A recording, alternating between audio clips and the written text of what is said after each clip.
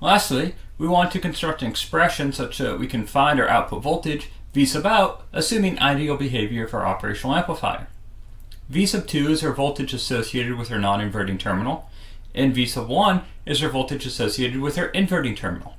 V1 exists between V out and ground, separated by R sub F and R sub L, respectively.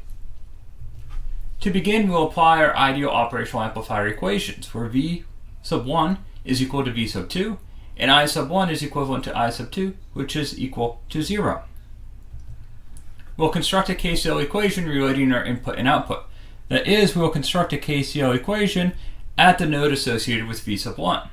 In doing such, we have I sub F, our current running through our follower resistor, entering, and we have I sub 1 and I sub L, our current running through our load resistor, exiting.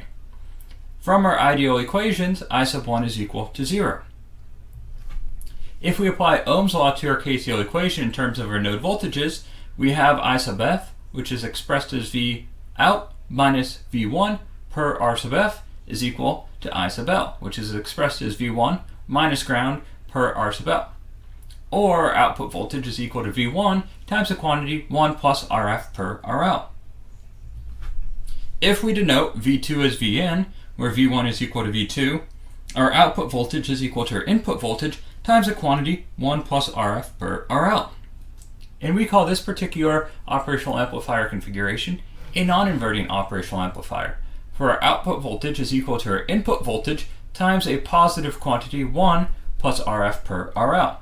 That is, we do not invert or make negative our input signal.